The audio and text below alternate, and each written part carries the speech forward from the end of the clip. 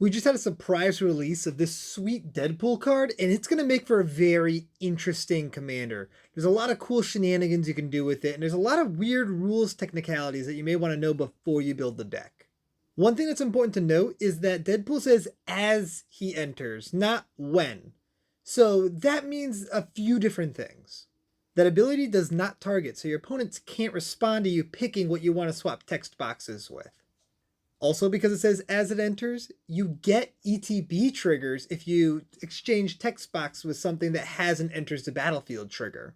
Also, due to the way layers work, if you have a Deadpool in the battlefield that you already exchanged text boxes with, and then you try to clone it or copy it, that clone or copy will be an original Deadpool. It won't take the new text box, it'll have that text box.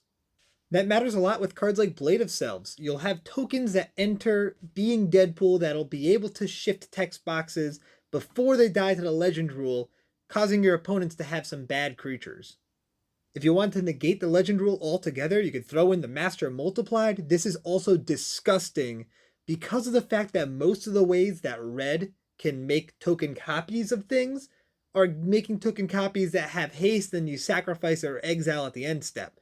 This lets you keep all of those. Rakdos is not the best color for blinking or flickering, but you're in black, so you have cards like Undying Malice. So you can cast an Undying Malice on your Deadpool, and then when it dies, it comes back into play, so it's kind of like an ETB.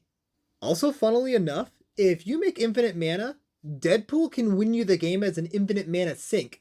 It's a May ability to exchange text boxes, so if you make infinite mana, you can play Deadpool, don't exchange the text box, sacrifice him to his own ability to make each opponent draw a card, and then replay him and sack him and replay him and sack him and make your opponents draw their entire decks. Hilarious. If you want to see all my thoughts on Deadpool as a commander, check out this video on my YouTube channel.